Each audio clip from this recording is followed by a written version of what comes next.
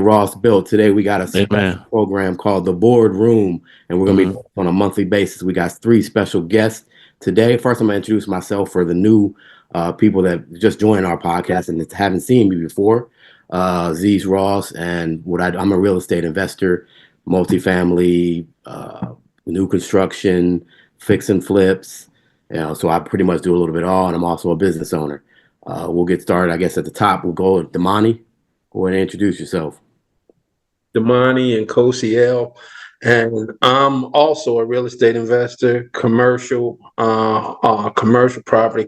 I'm also a licensed agent. I'm a wholesaler. Uh, Anything real estate, if it got something to do with real estate, I'm probably interested in it. That kind of thing. So that's who I am, and that's pretty much the gist about me. We'll go around the circle. All right, Darryl, Mr. Simpson. Yes, my name is Darryl Simpson, and I'm currently a senior relationship manager with Ergo Wealth investors, advisors. And what we do, we manage resources from investment resources for a group of clients that I have. Um, I stepped away from the actual advising piece for a little bit to address some health issues with my wife and some other things we're going through. But I will be back on the investment circuit. I've got I started in banking about 86, so I'll date myself, and been around the financial realm for a while. Also served as a youth pastor, and I see, money and working in money as a service, with a servant heart, make educating, teaching, and just sharing the knowledge and the wealth with the knowledge and education piece. Appreciate that. All right, Mr. Fenwick. Hmm. You You guys got are hard to follow. My name's Jason Fenwick. I am the managing director at Windsor, Wyeth and Ward. We are a business advisory and acquisition firm. So we help people either grow their businesses, buy businesses. My background, I was in venture capital in the 90s, mid 90s, and then in acquisitions, mergers and acquisitions. I got into startups coming out of venture capital. So I've been doing startups for the last, I don't know, 25, 26 years, helping people grow. I'm also an angel investor, put together groups to buy companies. So I do acquisitions. That's primarily what I do. This is stuff I play on TV, but behind the scenes, I'm an investor in real estate, an investor in different companies where we buy the company or start the company. And then lastly, I teach the business startup courses at the University of Miami's Law School and also teach at the business school at the University of Miami. And when I'm Yeah. not doing that, I'm holding an umbrella for Aziz till he doesn't get wet as he walks from his it. office. Yeah, I don't like to get wet. I don't like to get wet, but Yeah. Hey, appreciate Go. everybody joining he us today. he said we hard to follow, boy. Yes, Ain't no following indeed. that. Yeah, I'm glad I went first. I had to throw it Exactly. all out there. I don't know where it's Hey, going. I don't know where uh, we're going. So, go just Canes, though. I like the Canes. I'm a okay. Canes fan. Yeah. Well, So where's appreciate everyone everybody. located, just out of curiosity? I'm in Miami Beach just to put some geography to it. Where's everyone else located? Yes, I'm in Dallas, Texas, a little suburb of Dallas, Texas. Okay. Yeah, I'm in Houston right now. Okay. And Aziz, I know you're in H Town as well. Yeah, I'm in Houston as Hmm. well. I'm in Houston as well. So again, I Yeah. appreciate everybody joining us today. Before we get started, I'm gonna open the topic of discussion with this article that I read a little while ago, and I pulled it back up. And again, we're here to our objective here is not to necessarily bash any political situations or racial situations. It's to enlighten and empower our people. And we need to get away from trying to put blame on others and look at ourselves. So that's really what we're here to today. So I'm gonna read this article. It's the resource was from the Guardian .com. Some of you may have heard of, some of you may have not, but it's several years ago. It says the median wealth of Black Americans will fall to zero by 2053, warns a new report. Same article, they talk about one other thing. African Americans households are making middle income money, but have the wealth of a white high school dropout. So whether, these things are, we believe them or we think they're true or so on and so forth, the fact that the articles are being written like this, that should be our concern, not, want to argue back and forth whether it's true or we believe it or not. And it's just to open the topic of discussion. So, let's get it started. Let's get it started. Yes, one of the things you said that really pricks my heart is when you said that we got to stop blaming, this person or that person or any affiliation. One thing, one of the wise things or words of wisdom my mother gave me was, I grew up saying, the white man ain't gonna let you do this. They ain't gonna let you do it. My mom said, if every white man wakes up tomorrow and starts embracing black people, they're still not gonna give you nothing because they don't owe you nothing. So you have to get out here and earn your keep. And one of the things that I see is, is our relationship with money. Just like there's a young lady, I think her name is Tiffany something. I read an article with her about what's our emotional tie to money as African Americans or blacks. Well, how do we feel about money? And I think that's one of the challenges that we need to address is what's our emotional piece and what do we think about money? I know I learned that it was about dollars and cents, not feelings and emotions when I went into banking and things of that nature. And one of the things that um, Tiffany and I'll find it before she said, "Do we overwork in attempt to change our financial situation? Are we overspending? Are we being overly frugal? Are we feeling ashamed to ask for help when we need financial help?" So we gotta look at our emotional being with money and the pain that sometimes, I know those who've done very well, who still live as though you know, they're in tough circumstances and they hoard or they're frugal, overly frugal. So I think it has to start with that emotional piece first. Yeah, I agree. yeah, that's good stuff. As it pertains to your the article from the Guardian, I can almost guarantee that that will come to light if an individual doesn't choose to do something for themselves. Nobody's going to do anything for you. And if you're sitting around hoping that, that somebody going to take care of you, then you're guaranteeing yourself to be in poverty. So at some point, you have to take full responsibility for anything that's happening to you, good and bad, because what you'll come to understand is that you are the author and the creator of everything that's presently in your life. And you can accept that as the truth, or you can wrestle against that truth and find yourself with exactly nothing. And until you decide that you want to do something for yourself, then nothing will get done for you or any group of people that look like us. And that's just the truth of the matter. One of the things I hear these statistics all the time, and of course they're bothersome. But there are a couple things that I like to bring to people's attention. Number one, every major advancement in our community has come during hard times. There have been no HBCUs formed during good times. I went to Hampton University 1868. My parents, Howard, I think 1867, Tuskegee, Bethune-Cookman, you go down. So the institutions that have buoyed our community were formed not only during bad times, they were formed with nothing. They were formed with pennies. Churches were built by collecting pennies. Universities were built by collecting pennies. Fraternities and sororities were formed by collecting pennies. And there's been no generation since the beginning of our journey here in this continent that has made more money, had more access and had more opportunity in our community, my life is inherently easier than my 94-year-old father's life. Yes. Inherently easier than my grandfather, who was born in 1894. It is inherently. Do you get what I'm saying? Yeah. Yes. And so, if we look backwards with blame, then we need to look backwards with lessons. Mm-hmm. And the problem is we are disconnected from the lessons in our own community.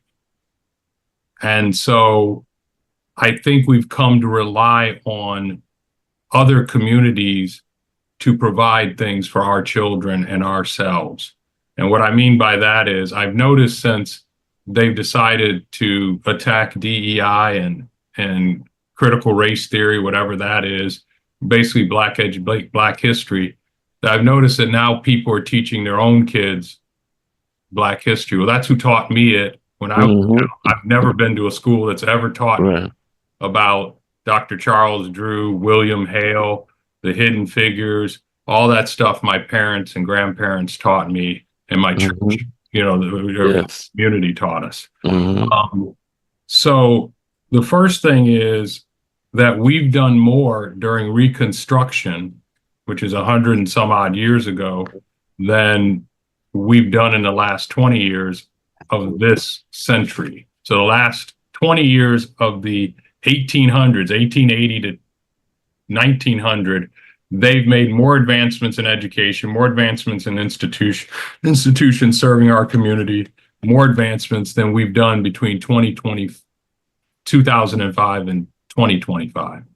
One of my businesses is the largest Black-owned brokerage in the nation with 700 plus real estate agents.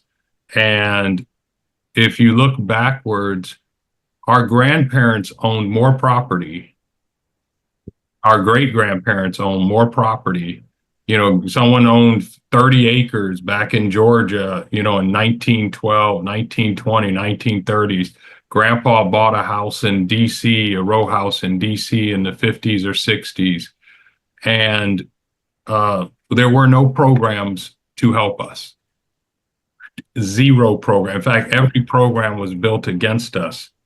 Mm-hmm. And I hear people always talking about how our history is our history in this country and in other communities, what they've done to us in this country is tragic, and it is, but it does not let us off the hook for what we have to do. Our history, for me, my family's history has always served as a motivator. Whenever I ran into some tough times, I said, wait a minute, if my grandfather could make it and own a home, if my father could make it and own a home, Yes. surely Yes. I can make it and own a home. Mm-hmm. I listen to my children who are in their 20s, they talk about insurmountable hurdles to owning a home and how interest rates are high at Mm-hmm. 7 and 8%. And I'm like, well, the house you grew up in, interest rates on average were 7.5% when I bought that house. And they're referencing all these statistics that are really meant to keep us in a perpetual state of victimhood. Exactly. And the first thing we have to do is take control of our mind and our mentality, I think, to quote you, Darryl, and then our purse. Yeah. We built I things agree. with pennies. And so that's the first thing that kind of has to start, is that our grandparents and great-grandparents prepared their children and themselves for opportunities that never came, that they knew one day would come but weren't there presently. As an example, my uncle went to Howard University, and he was a Phi Beta. He started at Hampton, went 2 years as an architect. He's Phi Beta Kappa, went and served in World War II for a year or two, came back, went to Howard, finished in architect and engineering. At the time, I forgot the exact number, was like 38 of the 50 states would not even allow Black people to sit for an architect's exam. So there's a whole class of people, Mm-hmm. PhD level degree that ended up having to go back and work as what were called boiler men or facilities maintenance guys under people with eighth grade educations.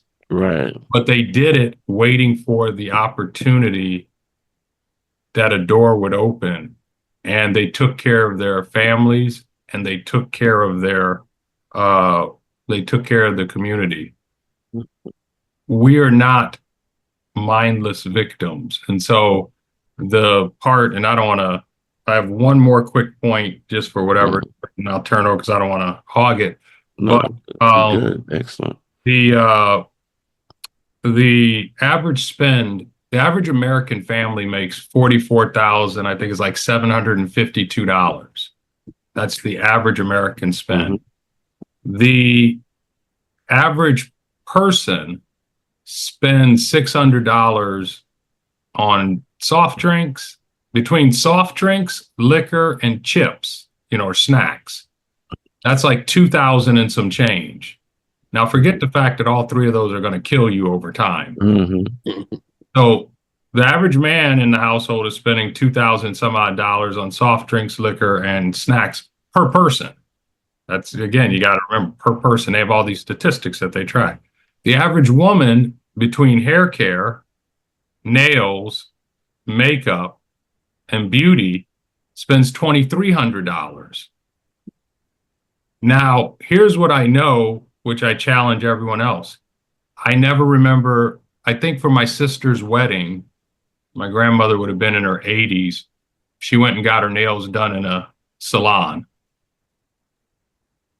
I think that might have been, if it wasn't the first time, you get what I'm saying? Like, she didn't go every week to get her nails done. She didn't go every week to get her hair done. She didn't wear a wig that cost $700. She didn't have weave that cost $1,000. Now, and I don't want to pick on the ladies, so I don't want anyone to see this and say, oh, he's picking on the ladies, this and that. My grandfather, who owned a home, didn't have rims. Well, them Jordans, right? He didn't have Jordans. Yeah, exactly. He didn't have fancy jewelry. He did have a home. He did have a home that he owned, and he had a car that he owned, and his children were well educated and went to college, all of them. But he didn't have rims. He didn't have Jordans. He didn't have jewelry. He got up every morning and went to work. His wife was very beautiful, but she was beautiful with her own nails. She was beautiful with her own hair. She was beautiful going to her sister's or her friend's house, and they sat and did each other's hairs. They never rented a section. Right. I've never rented a section. Bottle top service. Invite me to his section. They didn't drink the best alcohol. In fact, I don't drink. I've never been drunk. My father doesn't drink. It isn't because of anything religious or anything else. It's like, hey, will certain things serve me? But the key I want everyone to walk away with is they had husbands, they had wives, they had homes, they had children that were together that went to college, they had skill sets. See, we have a generation of people that have no marketable skill sets. We have multiple generations of people who have no marketable skill sets and talk about jobs they don't want to do. I don't want to do that. I don't ever recall you got to remember, my grandparents were born in 1894 and 1909. So we go back and I don't ever remember them talking about jobs they didn't want to do until after they got the job they wanted to do. And they never went straight from high school, college to the job they wanted to do. And I didn't do that as well. I never got the opportunity I wanted right out of high school or college. I had to evolve to that. And so I think what we have to do is look at what we are spending, because there are people who are millionaires. The average millionaire in America doesn't have a PhD and has their own business that they built from nothing and scratch. And if you ask where that money came from, and I'm betting it's true and Damani, I'll turn it over to you. I'm just betting you didn't inherit a lot of money when you started real estate investing. I'm betting you have rims. I'm betting you weren't in a section. I'm guessing that maybe some of the money that went into your first investment, and maybe you can tell some people this and I can tell my story as well. I'm betting you weren't the cool guy with the rims, the flashy car, the jewelry, popping bottles, doing all that. But you own a lot of homes and you're a real estate investor and you've been able to make money flipping and owning. And maybe you can talk about how poor you were, because everybody thinks of money just, oh, well, I'm going to just go and get the down payment from some magic government agency. Someone else will give it to me. Is that what happened? Someone gave you the money to do that? No, not at all. If you were a betting man, you'd be right, because I came from very humble beginnings, and at the end of the day, all of the things that the general public or my peers were interested in, i.e., rent, to this day, I've never owned a pair of rims. That's what's so funny, or for that matter, any massive sound system in my vehicle. Do I like music? Yeah, I absolutely do. It's funny because I've actually considered go get some sounds now that I can afford it, that kind of thing. And then I'd be like, nah, I ain't putting my money on that, that kind of thing. So you're absolutely right. And the way I got into the business was really just through education and paying attention. Back in, was this about 98, I was a rookie real estate agent in Chicago. And actually was up one night watching an infomercial, and this guy by the name of Carlton Sheets was talking about that you could buy property with no money down. With no money down, and I ordered the info. They had it on CDs. I ordered this program, and I followed it step by step. And 45 days later, I had a 5-unit building, and that I think I put $1,000 down. I put $1,000 down. How much was the unit? How much was the course?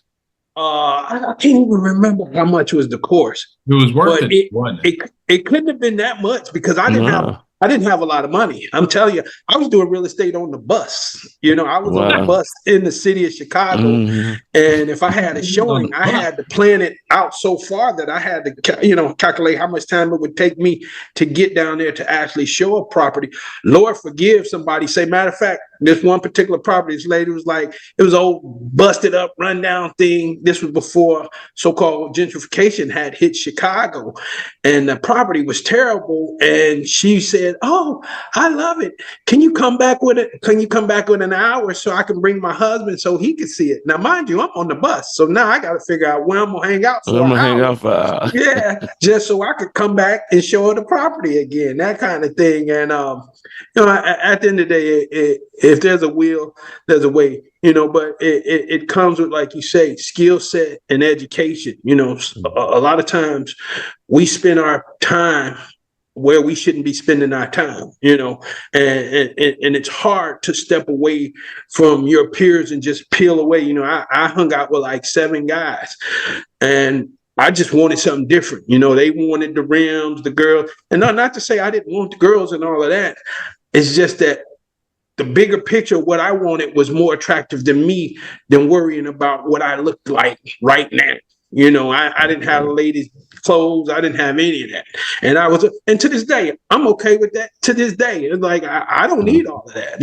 If you see me, I'm usually like this, in a t-shirt, some jeans, and some shoes, and I'm going about my business. So I'm not trying to keep up with the quote unquote Joneses. It's unimportant to me. At the end of the day, what's important to me is being able to take care of myself, because I understood what it meant when you couldn't rely on yourself financially, and you have to go to others. And that's when you get lessons about how people gonna treat you, when you're depending on their resources. And when you go to understanding resources, it makes sense. It's like, if you coming over here and want me to give you some of what I got, if I'm not a balanced person with integrity and understand that you get more of what you want in this world, helping other people get what they want in this world, then, you're going to be dealing with somebody who may be very selfish, doesn't have the integrity. And if you get something from them, they're probably going to want something from you that you might not want to give to get that one something that you got from them, that kind of thing. I know that was like a lot of tongue twisting, but me starting out, it was very humbling, and I learned a lot, and it taught me to stay where you need to stay until it's time to elevate. When it's time to elevate, you'll know it. The elevation of hell, it'll happen, and you'll look and you'll say, "Oh, I'm up here now." Yeah. You can't jump. You can't move ahead when you're not supposed to move ahead, because you'll get knocked back down. Right. Majority of people I know who are millionaires and have done very well since, I'm 57, so I've known people four decades of adulthood. So I've been able to people through their 20s, college, the grad school, law school, whatever, 30s, married, watching decisions. The majority of guys I know who are papered up, they weren't cool. They didn't have the rim. They didn't have the sections. Did they have fun? Yeah. But they had a discipline about them that said, hey, I'm going to look beyond my current circumstances and start positioning for the next thing. I don't know anybody who was cool, had all that stuff. In fact, the majority of us, we were made fun of. I always love going back to homecoming and things like that. People have a lot of interest in me in my life today. Now. They didn't like it. They didn't like it 30 years ago when I was building. Right. And to this day, what's funny is if I could just jump up and run in my closet. The first pair of Jordans I just got my son. I got him last year, I want to say, and he was selling sneakers. So that's first. I always bought Payless shoes.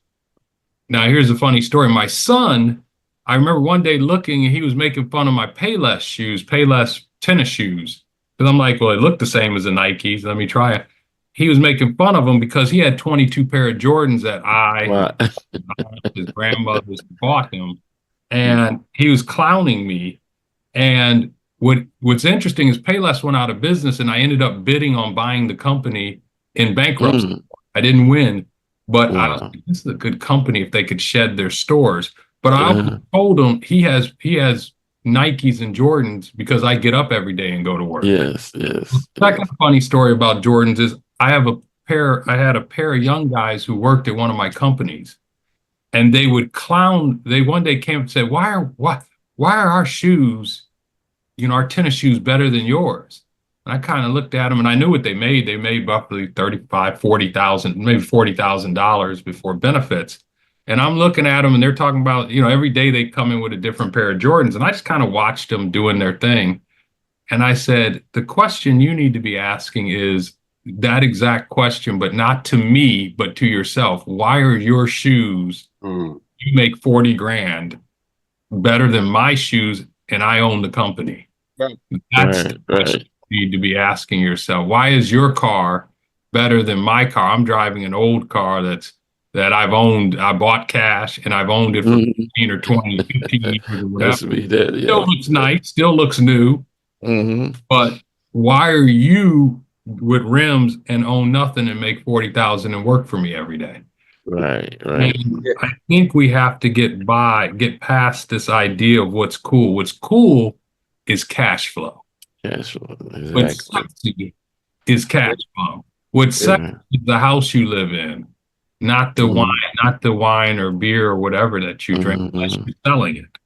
And I think that goes back to values. Yeah. Well, I'll give you a funny Jordan story. I was an actual basketball player, and the first pair of Jordans I decided to buy, I bought them. And the very first time I played in them, I turned my ankle so bad in those things. After the game, I took them off and gave them to whoever. I didn't even know who I gave them to, but I was so bad. I was like, oh. So that's my Jordan story. Well, and brother Fenwick, you said you were 57. I have neckties older than you, so once I'll be in 7 days. I'll be 61. Gotta take your vitamins. You look better than I do. And But man, one of the piece that you spoke about was the history. I love that because that's one of the things. That's why they're trying to strike all the books out of history. They want you to know who you are. And growing up in New Orleans, and my parents were both general laborers. They didn't have college degrees. They had high school educations, but it was important for them, for me and my sister, to have great education. So for the first 8 years of my life, I went to Catholic school. Okay, and but that education, that knowledge gave me an opportunity to work with anybody, any color, creed, it didn't matter, how to navigate the system. But in eighth grade, I told my mom, no more khakis, no more nuns. And I said, no more white people. And I said that because our history wasn't being taught. So I went to a high school in New Orleans, McDonald 35, and it's the first black high school in the state of Louisiana. That was in 1917. So they were teaching us about black history and about the economics. And I became a stockbroker because of my free enterprise teacher, Mr. Dollars, because he made us manage a portfolio, because he knew the importance of us having the knowledge. And that's one thing that, a lot of people now don't embrace is the knowledge of who we are, where we came from. Just like, I was telling the group one time, they didn't kill Martin Luther King because he was marching on everywhere and bringing people and galvanized. And with the Montgomery strike, when he rolled into town, there was 300 buses running. When he rolled out of town, there was 30 buses running. He economically killed Montgomery for that spell. And that's what even Malcolm X started realizing, hey, it's about the economics. And that's what I always tell people, if we galvanize, we come together and work together and not be so jaded about what we have. We pool resources and come together. And I say, man, Damani got a new Cadillac, man. Is that out of our pool? Of resources, and we trying to buy a building or trying to why can't we work together? We see the Asians do it. We see the Hispanics do it. We see, as I said, I've been in banking since '86, so they teach you right up front. It's about dollars and cents, not feelings and emotions. And you see guys who don't really like one another, but understand the P&L that work together because they know there's some benefit to this, some Mm-hmm. economic benefit to that. Mm-hmm. And he who rules the gold writes the Makes the history. makes the You know, rules. yeah, it makes the rules. What I mean, it's so we have to, we have to change our mindset towards money and towards, Jordan's just like, I played basketball in high school. Um, we played in the Chucks, the canvas Chucks, which everybody think is fashionable. My freshman year, I was going to get Chucks. You know You how know, expensive those are now? Damn, Those, Sam. yeah, that's what I they know. are, Back then they were 12.99, you nineteen played in them ninety because nine. they were cheap. Now Yeah, they're fashion items yeah, still. they're Yeah, fashion. yeah, They're they 60 40 and and 70 50. dollars now. Yes, I'm like, I don't own a pair now.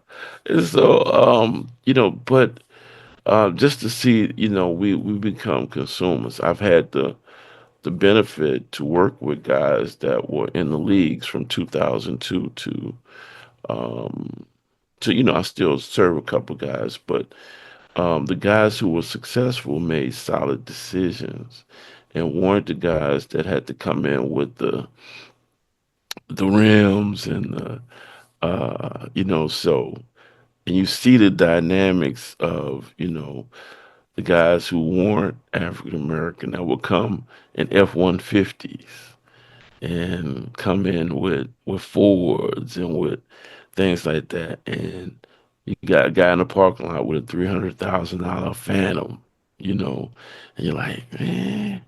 and then later you hear about their demise, Mhm. financially, So, and then just Junior Bridgman just passing away. He made $3 million as a career, and he's a billionaire now.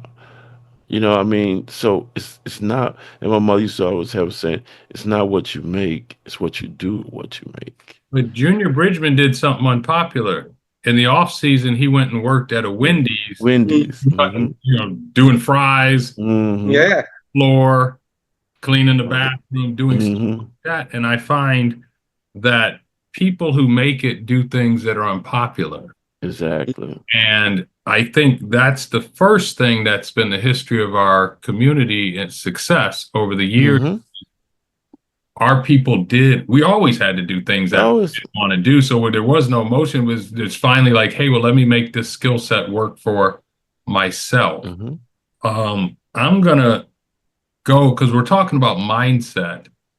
Mm-hmm. And the one thing that nobody tried to do that they weren't successful in doing in the past was hijacking our mindset. Right. We were able to listen and be like, okay, yeah, how you Mm-hmm. go back home Yeah. and be like, okay, you're going to college. I didn't go to Yep. college, but you going to college. Mm-hmm. Spend this Right. extra money that we don't have, so you can go to Catholic school. Mm-hmm. You can Mm-hmm. step ahead. Um, Right.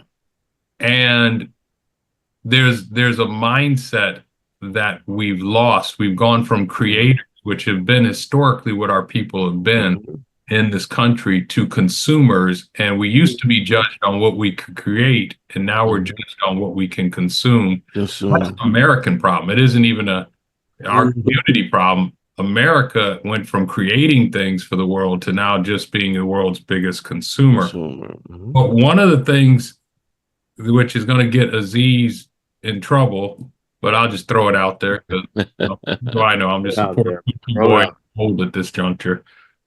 Family structure. Oh. There are a couple things that are preventing. The first is in our community, we didn't have the number of children born out of wedlock that we have now. Some people hear that and say, well, you're going to blame the women. No, I'm not. Women didn't become pregnant by themselves. Exactly. That didn't happen. That unless that's a new thing that I didn't read about yesterday. There are two people. There are two people who did that. But we historically, up until the late 60s, early 70s, had the highest rate of marriage. Yes. America at 85+%. Now, the interesting thing is, when I ask people, hey, what are the communities that make the most money? People say, oh, well, it's Pilgrims. And I say, no. They're like, who? I'm like, well, they're number 3. They're like, well, who's number 1 and number 2?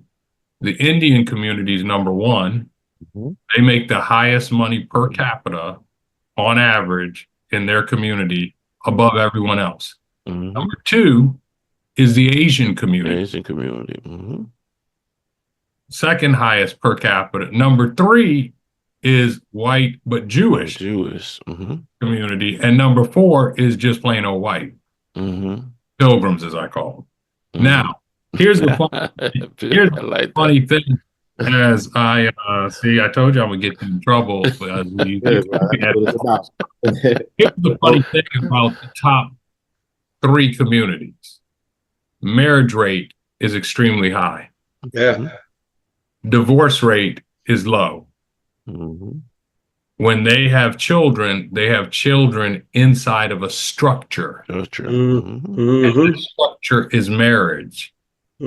And they view family and structure in a positive manner. And they view it as a fundamental building block to their own personal success, as well as the community success. That's why they have matchmakers. Like if you get to a certain point, like, hey, Damani, you 31 years old in India. We got to get you. As a man, You got to find you a bride. Yep.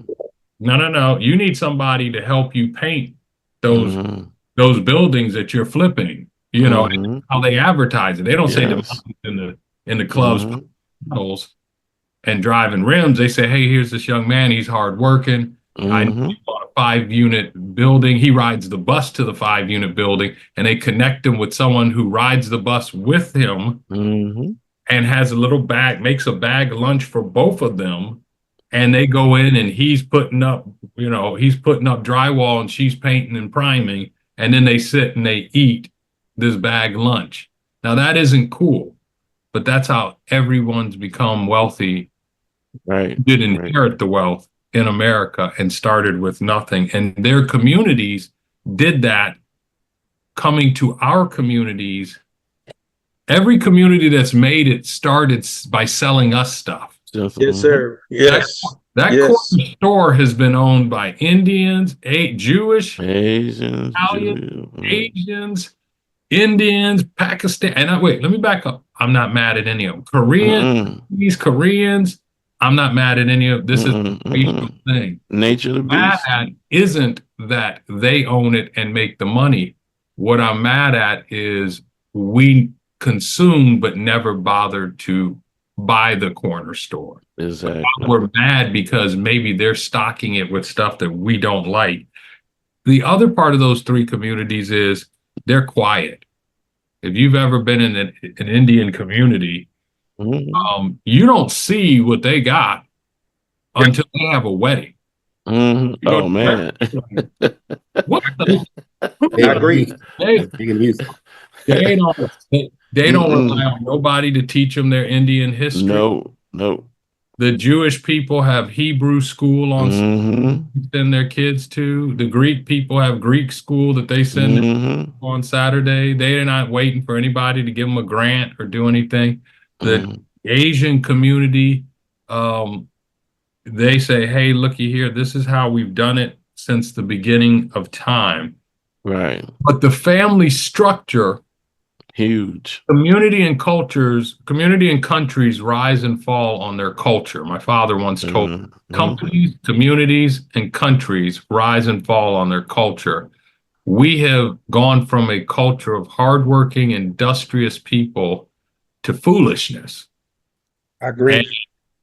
And that's the thing that prevents us. So when people are like, hey, well, they're not going to teach Black history, there's more availability of Black history materials with YouTube, TikTok, all these TikTok, everything. The Real Housewives of foolishness. Oh, and so as long as you aren't keeping track of your time, your discipline, what you're consuming, and you're consuming foolishness, you have no other option but foolish. Be a fool. So it's never been cheaper to get an education. You don't need to go to business school. You don't need to go to law school. You don't need to go to real estate school. It's all free. On YouTube. It's free online. If I type in, do it now, I'm curious, but that original program is free. The entire program that you use to start your career is free. Carlton Sheets, no money down. I'm typing it in YouTube. And I'm not giving it like an endorsement. I'm simply saying you pay for it and you can go in right now because I'm looking at it and hit. It's free. All things are free. There's no excuse. Yeah. It's funny. I say that to people all the time. I say, if you are ignorant in this day and time, it's because you want to be. Yeah, you made a decision. Quite honestly, you want to be. So, it's going back to what you're saying about mindset. There are powerful people who float ideas to our people about who and what we are. And we take those ideas up and run with it. And if you look at it now, the current narrative is Black men and Black women are at war with each other.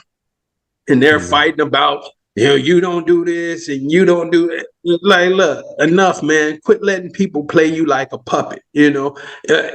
All people of all nationalities and all creeds have social problems. That's just a fact, Exactly. And what the thing is that they push yours out to the forefront because there's an agenda. Just face it, And when you come to understand that, then you don't get caught up with what other people have to say about what you're doing. Like gentlemen said, you listen to what people say and you say, and then you go back to your war room and you do what you were going to do anyway. And it brings me to my next point in regards, because what we're talking about is trying to build things for ourselves and to build economies. So like, if you're talking about an economy, what most economies are based on, most people think an economy is based on money. It's not based on money. It's based on trust. It's based on the fact that me and you are in this economy, and I need to know that when you go out, you're going to do something and bring some value back to the economy. And I need to trust that you're going to keep your word. You're going to do what you're supposed to do as it pertains to the economy we agreed to be a part of. And then when you go to understanding that, what that really boils down to is integrity of self. Who are you when nobody's looking? We have to get back to a position of trusting ourselves, but with one another. But before you can trust yourself with somebody else, you got to trust yourself with yourself. A lot of people are not honest with who they are in the daytime as opposed to who they are at night. Because soon as the sun go down, you don't think nobody's seeing. And next thing you know, you on the front page the next day because you thought you was being slick, and then you exposed with dirt on your head. So at the end of the day, when you're talking about building an economy or something that we can build off of, at the end of the day, you got to build yourself up first from a very integral place. You got to be able to be honest and keep your word, even if you lose money, keeping your word. You say, hey, look, I said I was going to do this, and I know I can get more money if I sell it to the next person. You already said you was going to give it to him. So you can't change on that. So it's a lot of variables and factors that are basic and foundational. But until you can address that with yourself, then you get what you get. The very basic of all that is family. Yeah, see, and that's what I was about to say. Where do you learn to trust? Where you learn those skills? Yeah. If I don't. So number one, this might be, again, you're gonna get whatever it is, demonetized or whatever. I don't do business with people who don't take care of their children. Oh man. So the minute I see that you don't take care of your children, that's the last time you and I are going to do business. I purposely seek out family men when I'm hiring to see, well, where's oh, that's your wife. Oh, okay, because I'm old South. I'm old fashioned. And so the basis for all of these morals and things our family. Someone once asked my brother, my younger brother, who's little, where's my father? He didn't understand the question. He says, I know where my dad is at all times. He's like, oh, where's your dad? He's either at work, on his way to work, or he's either at work, at home, or going to the store to get us food. That's it. There was never a question in my entire upbringing as to where my father was. My father, one of those three places, because every night he came home, and every night his money came home, and every night, you get what I'm saying? All these different things occurred. Now, that's the men's side. And that's where we're falling short in our community with men, is because the first commitment that you have is to protect, provide, and pray over your original, your blessing and who you are. Now, let's deal with the other side, who you partner with. My father once told me something very wise. He said, hey, I was married at the time, and said, there were many a nights that I went to bed absolutely certain your mother would kill me. They were married 67 years. Wow. He said, absolutely. He goes, I kept one eye open because I had done something stupid, said something stupid, something, whatever. I was just certain in the middle of the night she was just going to choke me or put the pillow over my head. He goes, but I never, ever went to bed wondering if she'd betray me. I never, ever went to bed wondering if someone would tell me I saw your wife out in the streets drinking, going to a club, doing all these different things that you see on TikTok and all that crap.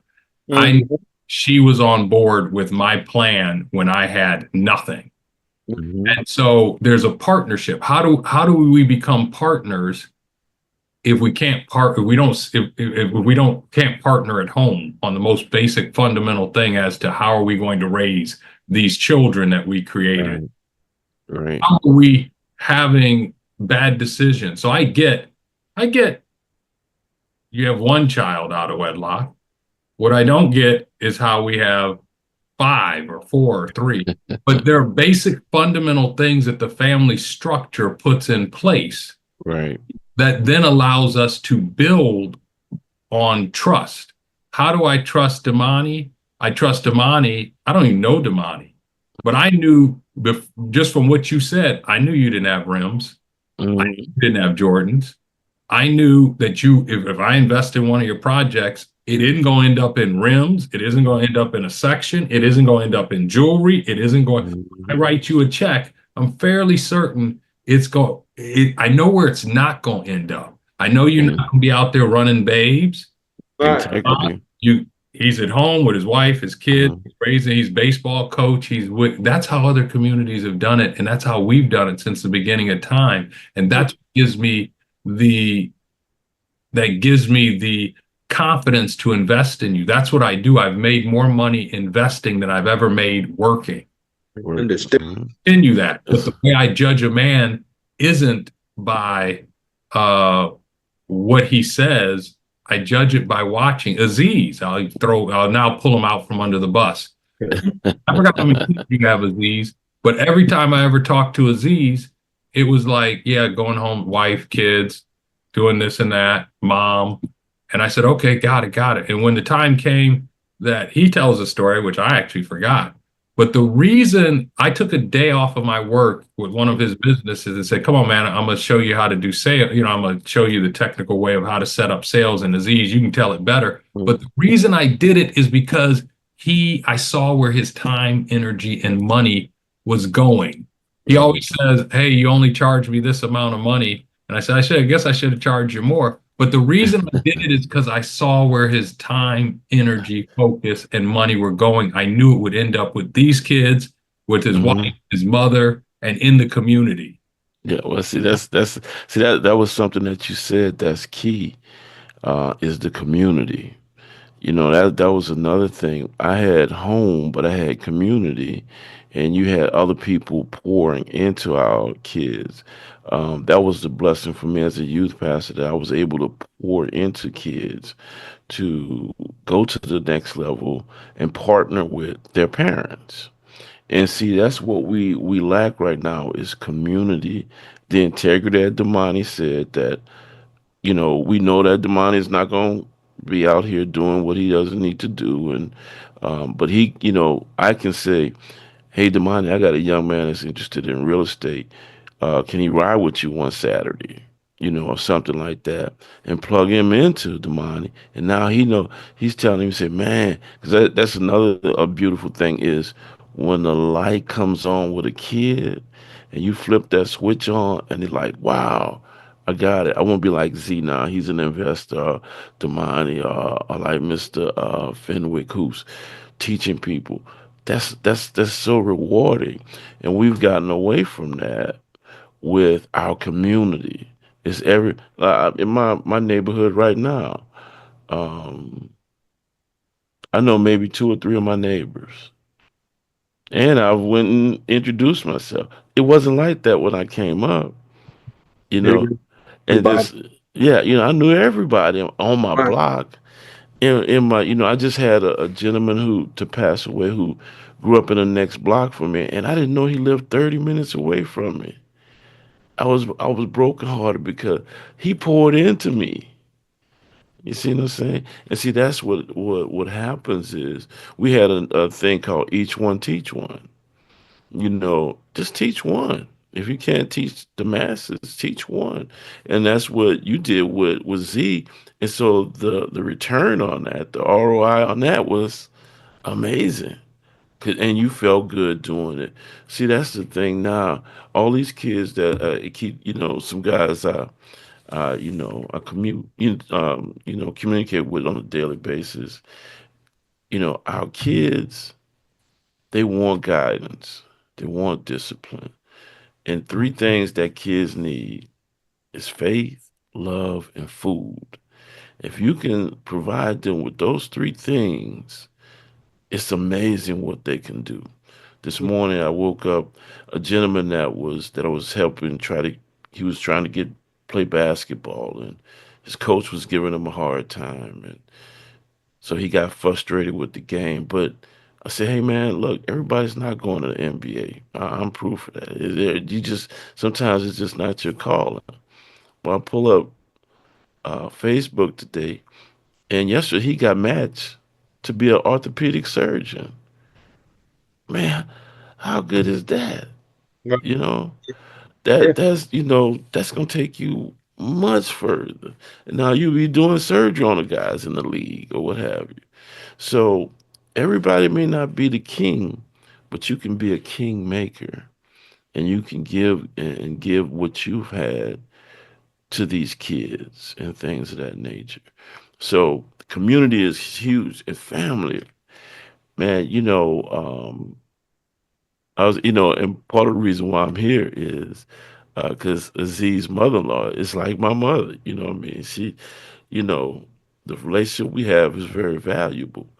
But I tell people, we got to learn how to be community outside of just our immediate family in order for us to, because that's how we were successful. I agree. I agree. It's funny you say that about passing a gentleman off to me and he rides with me. I don't know if Aziz told you, and he probably didn't.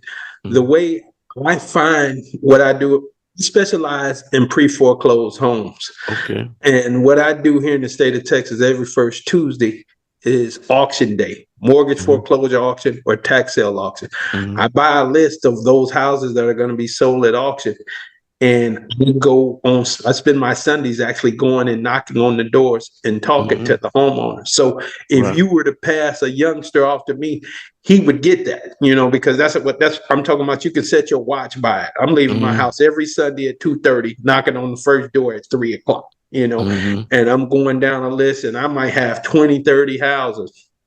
Now, I know in this era of technology, that's the Hmm. most inefficient way to do what it is I can do, and I'm slowly shifting, but I kind of like doing it, because I go and I get to meet people face to Yes. face Face to and they face. and they get to see who I am and they get to Hmm. see that I ain't scamming and they tend to trust me and once they go to talking to me they usually lock in with me and I ain't even got to worry about the competition because I'm going to tell them everything that's going to happen should they decide to start working with me.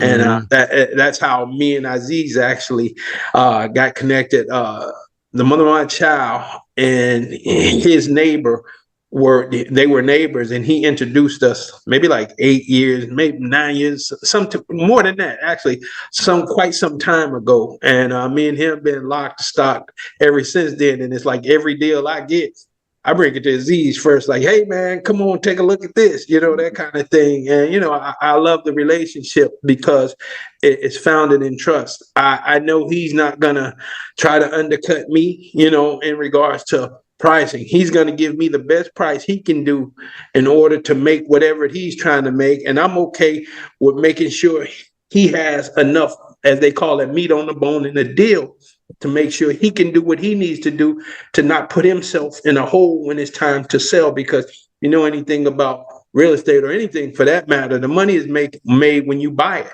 You got to buy it at such a great price Hmm. or discount that Right. when it comes time to sell, you can leave a little off and still be done did what you were supposed to do. So, it's a beautiful thing when that integrity of word and that trust of character is there. And it's just some stuff that we have to remember. It ain't that we have to get back to it as a people. It's there. It's in your DNA, whether you know it or not.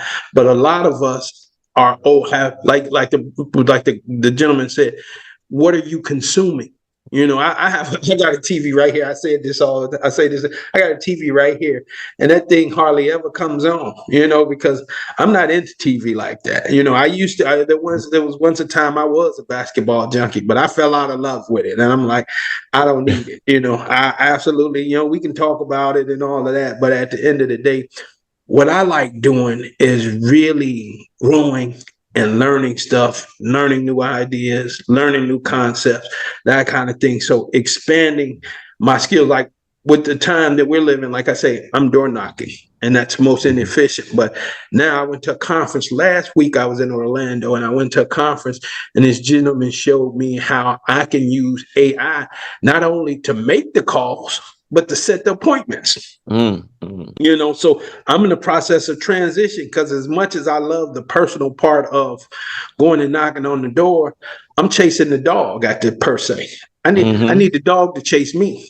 You know, that kind of thing. So, you know, like I say, I love the door knocking, but it's the most inefficient way to participate in this business. And it's like at the end of the day, none of us have more time than the next person.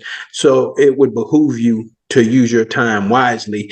And part of that is just growing yourself, cultivating your mind, and leveraging your time in the best way to bring you the greatest return for your investment in time on whatever you choose to invest your time in.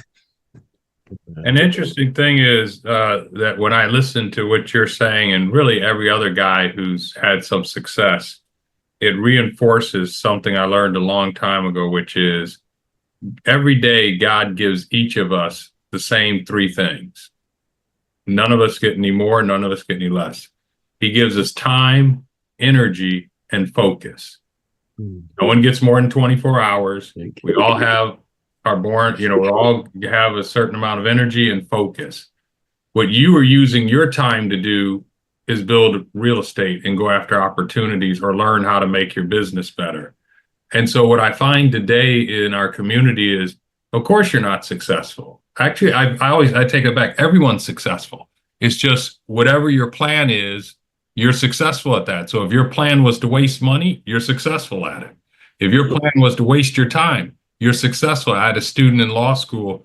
He was spending 20 to 30 hours a week playing video games.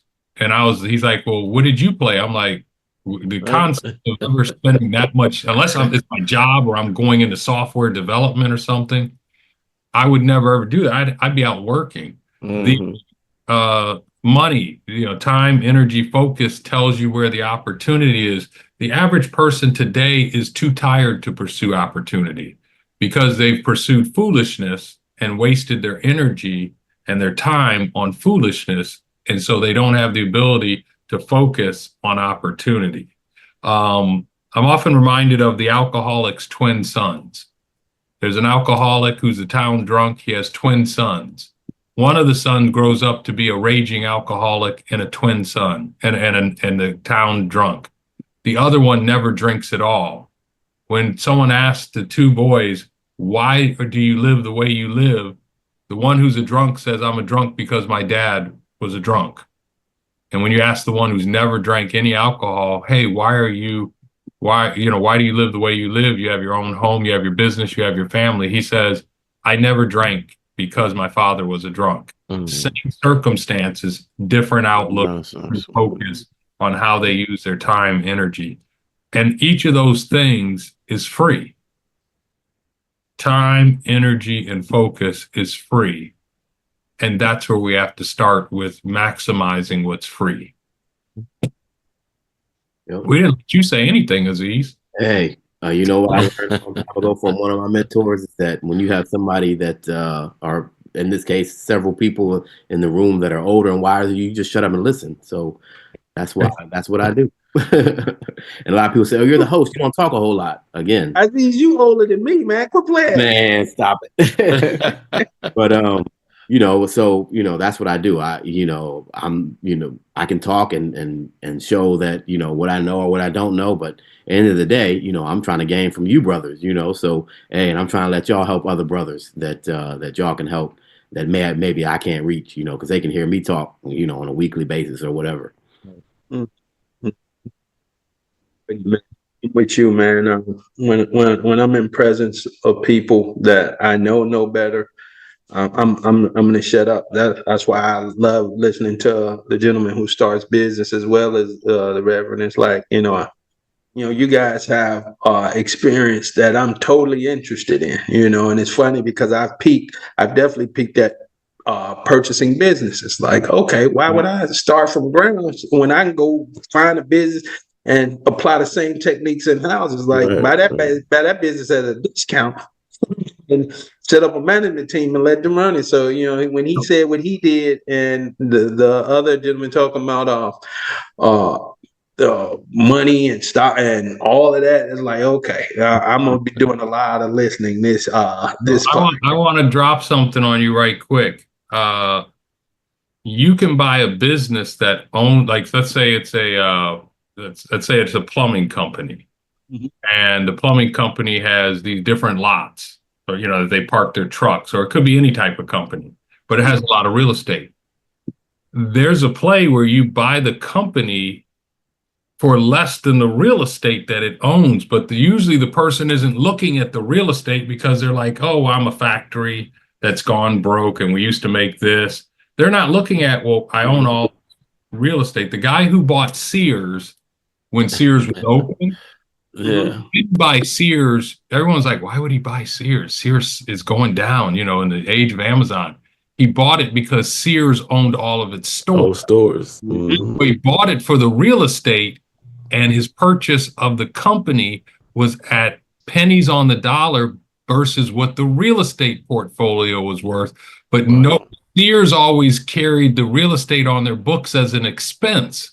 Right. Because they would never plan to develop it beyond anything other than the store.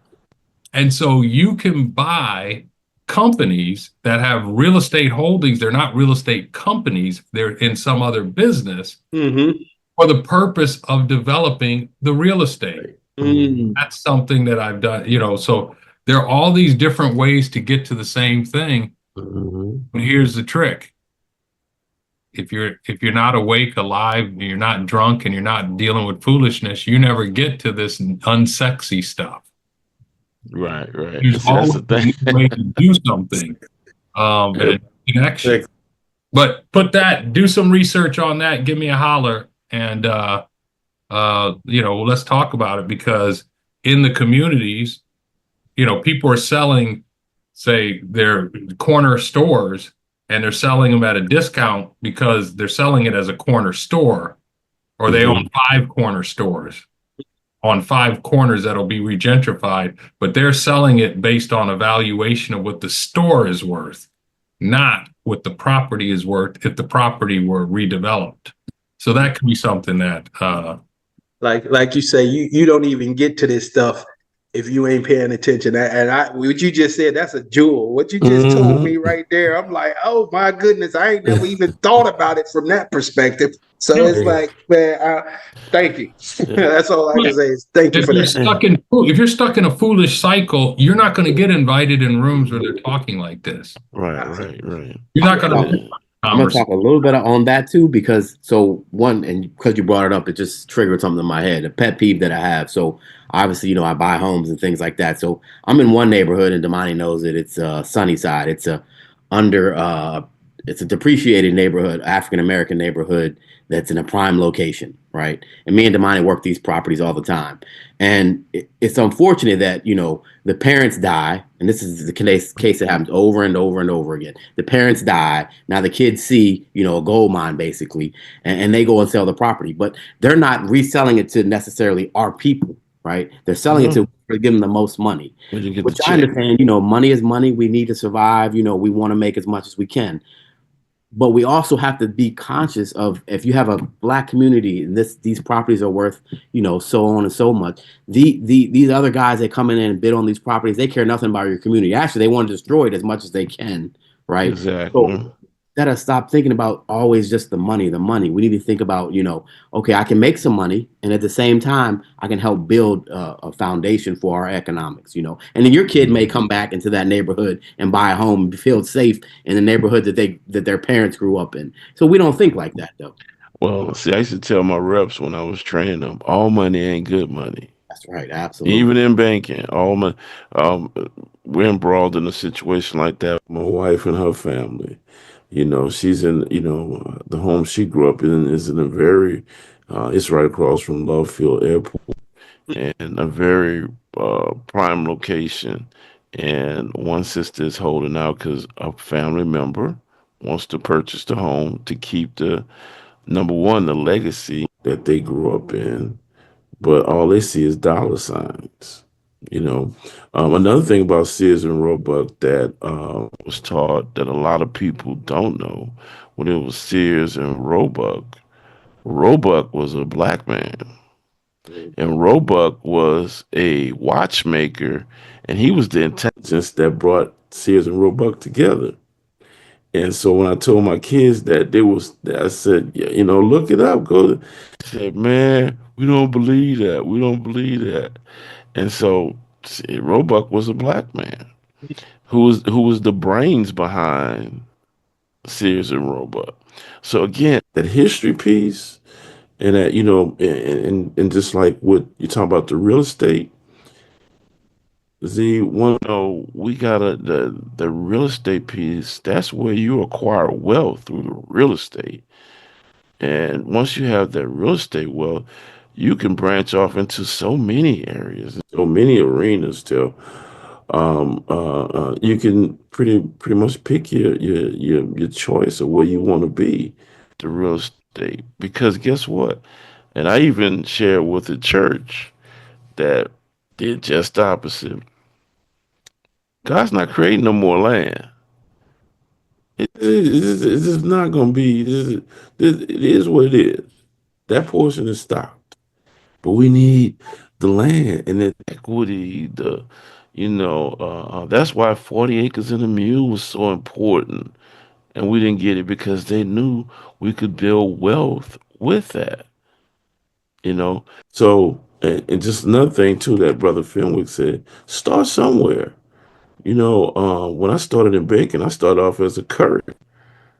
Okay, left the bank in 2005, went independent, and left as a financial advisor. So, but you got to start somewhere. The mailroom was an excellent place to be because I got to see what everybody, but see now, everybody want to be a CEO.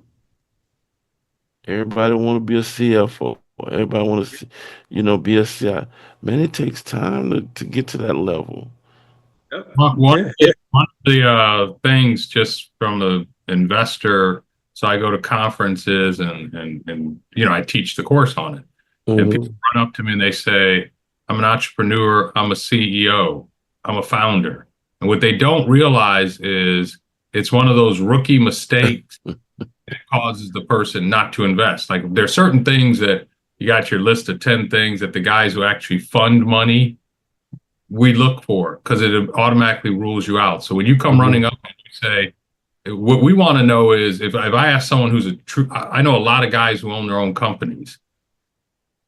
None of them have ever described in the 30 some years I've been doing this themselves as an entrepreneur or a founder. Rarely do they even describe themselves as the CEO or president. What they do is say, hey, what do you do? I own a plumbing company. I own the largest plumbing company in Harris County, Texas, or whatever, in Dallas. What do you do? I own a factory that manufactures whatever widgets. It may be the largest widget manufacturer in the country, but they never say I'm an entrepreneur. I'm a founder. I'm this or that. That's a clue. When I go places, generally 80% of the people that tell me they're an entrepreneur, I'll be at a conference. I'll say, "Oh, what's your company?" And like, "Well, huh? What? What do you need to know?" I say, "Well, I own companies. Maybe we can do business together, but I also teach the course on it." And 80% of them don't have a company. They have an idea. You have an idea. They don't even usually have a job. Yep. Or they're doing something basic, like, hey, I'm doing lashes. Okay, well, all of that. No, I got nothing against doing lashes or doing it. That just means you're doing lashes. That doesn't make you an entrepreneur or a founder or this or that. Generally, what makes you founders when you have people under you. Generally, what makes you, when your business has some form of value separate and apart from what you do, can be sold or loaned against, then a business, an entrepreneur, this or that. But all too often we're running around with the labels, just like clothes. We're running around with the label, but not the actual application of it. Right. With the tag sticking out. This polo. You see this? Yeah. Not knowing even Polo, when he started a line, he got one of his lines through a black man that was in Boston. He picked up a whole line. I don't know which one it is, but He picked up a whole line from a unique store, and they're still selling this gentleman's material out of warehouses. He's since passed, but it was a man that had a wonderful store, but kind of like the rustic look and things like that. So Ralph Lauren copied what he did, you know. See, we've always been, just like Brother Fenwick says, the creator of culture. You Other know, we've cultures always, control the infrastructure that sells it. We're right, the athlete, but we're not the exactly, coach or the owner. They right, control the thing that monetizes it. We're, exactly. we're the creative person who's the singer, rapper, whatever, Product. Mm-hmm. publishing or concerts or Mm-hmm. the merchandise. Someone else owns that, but we're the creative. We just have no control over everything else. And Thank you. that's a large thing that should concern everyone. Now, look, that's when I had the conversation with some younger guys, and they both played in the NFL, and they were, you know, enamored with Jay-Z making $36 million just from the NFL. Well, of course they're going to pay him that. What is he doing for the community? You know, what has he promoted? Mhm. Guns, drugs, alcohol, sex, murder, drug. He's doing them a favor. Pay him the 336 million. Crazy. You know, he's part of what's holding us back. That Mhm. everybody, you know. So I mean, that's a great return on your investment there. You know, $36 million to keep, you know, these young kids, you know, destroying each other. What Every day. that's a drop in the bucket. You know, Yeah. So, from a company that's making $10 billion. Come on, right. you know. Yeah. And we you know, and that's you know that's one of the things that that kills me the most is that we hate one another that much to kill legacies and things like that. You know, but you know we got to, just like you said, we got to become the owners. You know, and that's you know that's another thing. When our kids go to school and things like that, we need to come out and create our own environment and to buy businesses and not go and work for a company 30 years and wonder why they're kicking us out of the door with just a gold watch. There's Yeah. enough resources out here. Yeah. Yeah. Yeah. Another thing that I wanted to piggyback on, and I used to always teach my reps to, we're in a people business. You know, how people perceive you, your integrity, they're buying you. They're not buying your product or your resource. Are you on time? Do you have the integrity? Can I trust you? You know, they can, you know, I used to tell them, you know, they can buy investment products at the gas station now. They can go to Exxon and get an annuity or anything. You can do it online. But can they trust you and your professionalism? And that's one of the things I used to always say. If you're gonna be in business, you have to be a professional. You have Yeah. to. I agree with you. It was me and Aziz was on another podcast, and that's one of the things that I was stressing because with the advent of this social media, like you say, you can learn anything you want on Hmm. social media. So a lot of guys learn or attempt to learn how to do the business of real estate on social media. So you get the mechanics of the thing, but you don't actually know how the thing works. And what I mean by that is that you want to make money in real estate and you need to find a motivated seller.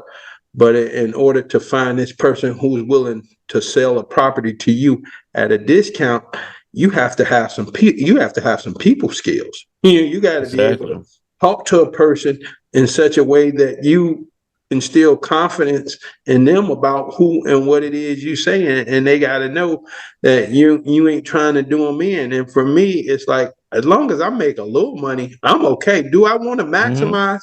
Absolutely, but Right. a lot of times it ain't about me making the money. It's a lot of times it's just me helping another person out of a very tough situation with a skill set I have. I'm not worried about the money because I understand energy. It'll come back at some point. So I'm not really worried. Do I go most of the deals I go to? Are they set up? Is there an opportunity for me to make money? Yeah. But if I get into a transaction and there's liens and there's stuff that takes away from profit, instead of fighting with people over profit, like, look, man, you can pay for that out of what I got going on. And I just don't give it away like that. But I don't like headaches and problems as I do business. If it's a problem, especially if it's a problem that's within my control, I'm going to control it and quell that problem, because I don't know about you, gentlemen. Well, I do know about you, gentlemen. I'm almost certain that you guys don't like unrest and headaches. It's like, at the end of the day, all I want to do is do great business in as peaceful and forward, uncomplicated manner as possible. Like the gentleman say, if me and you, if I get a sense that you don't have that type of integrity, we only gonna do business one time, and then I'm done with it. And I'll never do business with you again, because I don't need to be in business for somebody that I think that's gonna steal from me. I think that's gonna do something underhanded. I know if I think you're gonna do that, and once I get that sense about you, we're done. Absolutely. Right. Yeah, but integrity is a huge piece. Yeah. That goes back to integrity is something you see and it's developed. Integrity is you show up every day for football practice in the 6th grade. Integrity is you have an opportunity. I once dropped, it was like $6,000 or $6,600. I don't know why I had it. I sold something, and for whatever reason, the person gave me cash, and I dropped it just walking out the door. And we had a new person working for us, and I was going to deposit it, but to be honest with you, I thought I forgot about the money. I thought I had already deposited, wasn't thinking about it. I wouldn't have noticed it if it didn't show up. But I came back, and on my desk was the envelope, and the money was spread out, and it had a list and a little piece of paper like this next to it. You can't see it, and it said this many 20s, this many 50s, this many 100s. Wow. Many whatever. It just listed all of it, and they were just spread out with like a paperweight on top next to this note. You dropped this. From that point forward, that person's job was secure. Because if I can trust you with little things, if I get the sense you're going to take advantage of these little things, then why would I entrust you, as the Bible say, with anything greater than that? And I think people don't realize that the longer you live, the more people you get to see people. Like I've known people 30, 40 years at this juncture, and I'm like, okay, you wasn't worth 30 years ago. Guess what? Like, about you was right, Yeah. And so this is life. We build our house brick by brick, we build our reputation brick by brick, and you never know who you're going to run into again. Right. Yeah. That's the key thing that people forget. Yeah. Integrity and your reputation are everything. Yeah. I say all the time, Houston is big, but it ain't that big for your name to go to mud, quick. Yeah. I'm talking about you do some dirty, underhanded stuff. It'll travel the circuit fast, and you'll be wondering why people don't want to mess with you, because everybody know that you generally not good to yourself, and when we're not gonna give you a chance to be ungood to us, like, nah, we believe what you've shown us, that kind of thing, and I'm okay with it. Exactly. There's something, I know we're at some point waning. I do want to give something. I know we've talked about what the problems are. I do want to give, from my perspective, what some quick, easy solutions are. Right, and everybody go around and give what you think. We'll wrap it up. Yeah. The first thing is, wherever you're at, take an assessment and take stewardship. I have a friend of mine who's in the nation, who's Muslim, and he's like, they were instructed to take stewardship over everything they see that's in their thing. So whatever it is, stewardship over your family, stewardship over your property, stewardship over your environment. The first is environment. Figure out what in your environment is going to move you towards your stated goal, and figure out what your stated goal is. If you're in your 20s, it isn't going to be easy. Your 20s are meant to grind it out and develop the skill sets that will allow you to be self-sufficient and grow. And if you waste your 20s and you come out of it without any marketable skill sets, emphasis on marketable. Marketable skill sets don't always, degrees don't always equal marketable skill sets. Right. But if you're sitting at home doing nothing, there's nothing that's going to come of that. If you're sitting at home doing foolishness, there's nothing that's going to come home. If you're sitting at home at your parents' home, you probably need to be uncomfortable and be somewhere else. And so the first thing is your 20s, develop marketable skill sets and start to develop connections this way, peer wise, meaning I'm a peer with Damani, I'm a peer with Darryl, I'm a peer with Aziz. And as we grow and they go in their other areas, I have an opportunity to see it. In my 30s, you develop your reputation and opportunities and you're starting to, start to invest in things. But you're starting to go places, meet people, and you develop your social circle, your network. In your 40s, you're now definitely should be investing in some things. And so wherever you're at, it's got to start with what's your ultimate goal. I was what people would consider to be broke through I appeared broke. What they didn't know is I wasn't broke. I just appeared broke. And I'm certain, Damani, you were in the same position riding the bus and all those things, but you're rich in what you're looking at and the opportunities you're looking at. And a lot of it's going to be uncomfortable. I get excited about when I see problems. And the reason I get excited by problems is because I know the flip side of a problem is an opportunity. And if I can figure out a way to solve the opportunity, I can create a business that Right. makes some money. And so oftentimes in our community, in an American community, people run from a problem. That's where the money is. Where there's a lot of people experiencing a problem, there's a lot of opportunity if you look at it the right way. And so one of the things that encourages me as I look at what's going on is we got a lot of problems. That's for sure. As in America and in our community, which means there's a lot of opportunity for us to come together if we start stepping back and looking at, okay, what are the problems that need to be solved? Mhm. Bonnie, go Um, Yeah. Mr. Simpson, go For ahead. me, okay. yeah. Yeah, two things when I was growing up, in New Orleans and what they perceived to be the main streets of New Orleans, I had amazing parents, amazing support. I had two posters on the wall, handwritten. One said, "Be aggressive," which piggybacks on Brother Fenwick's thing. If you're not doing nothing, if you're not aggressive, nothing's going to happen. And I had success. Now, I never knew what success was, but I knew I wanted to live a certain way. Um, my goal was to, go to NBA or the NFL. Went to the finished 4 years of high school, went to University of Louisiana Lafayette, got cut from the basketball team, moved home. New Orleans was not the place to be. So I had to be aggressive and do something different. So I moved to Texas and didn't know a soul.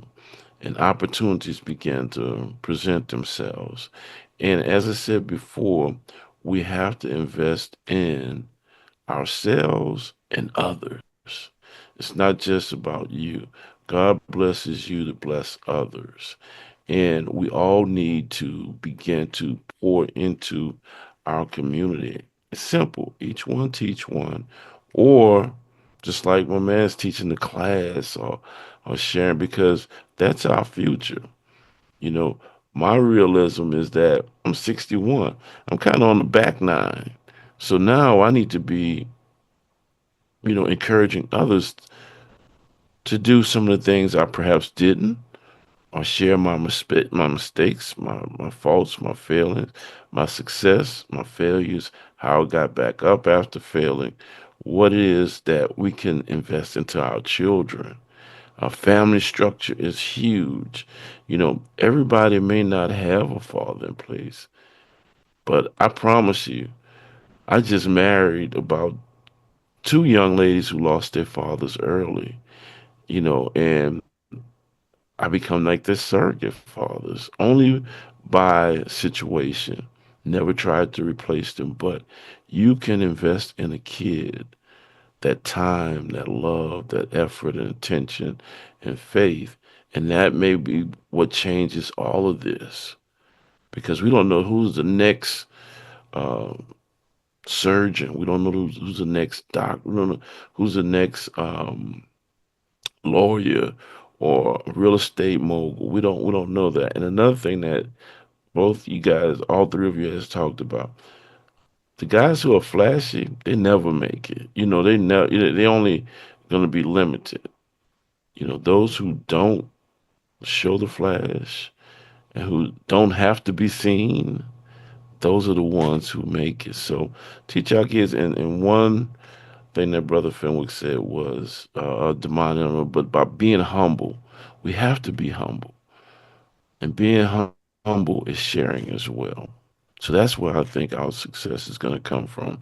In business, in life, in family, you got to be able to share and be humble. Yeah, yeah, that I agree with you. For me, it's the foundation is, we have to get back to a place where we trust one another to do what one another is supposed to do and say for the betterment of the group and so forth and so on. And that all begins with basic character of yourself. You have to build yourself up properly. And unfortunately, right now, it ain't very cool to be looked at as a person of integrity or somebody you can count on. There's a lot of standout people, but there's not a lot of stand-up people. And the people you want are the stand-up people, because the stand out, I got to be seen. It's like, man, look at, man, those things come and go. Those are illusions. Those are bottles floating on the ocean, that kind of thing. So at the end of the day, in order to build ourselves up, to build the nation up, and an economy, is that we have to be able to trust in the person to the left and to the right of us. And like the brother family say, you have to spend some time cultivating yourself and getting skill sets. Don't waste your time. You'll know when it's fully wasted. You will be fully aware of it. And you can't just spend the time wasting your days day in and day out. My 22-year-old daughter finally came to me, and I've been telling from day one, I'm like, you don't want to work for somebody else. Trust me, you don't want to do that.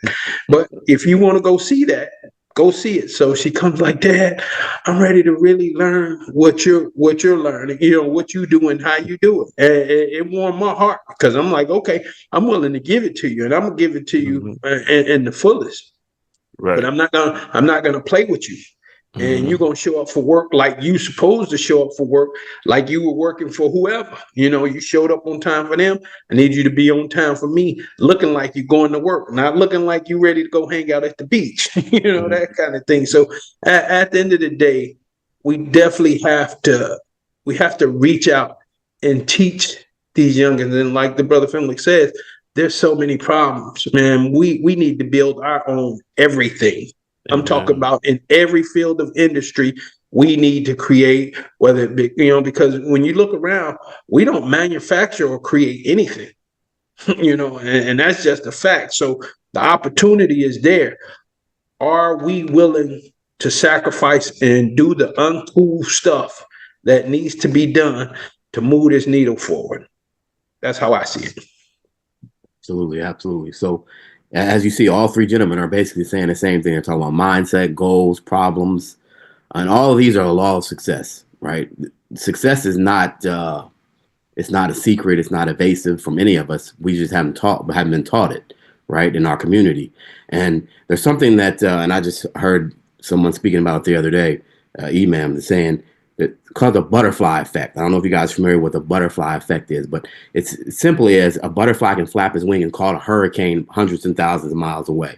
So every little thing that's done can create that butterfly effect, right? So what I'm thinking or my mindset and my goals are things like this: open dialogue, where you have successful men, black men in particular, that are speaking to, you know, the masses, that can say, this is what we can do. You can achieve it. All of us came from the same place you came from, same neighborhood, right? And we've achieved at a certain level, and we're giving back to help others achieve. And when we can show that to our youth, instead of, you know, all the sexy stuff, the cars and the jewelry and the shoes and all of that, we can show that to them. They may have an example to say, you know, I can do that too.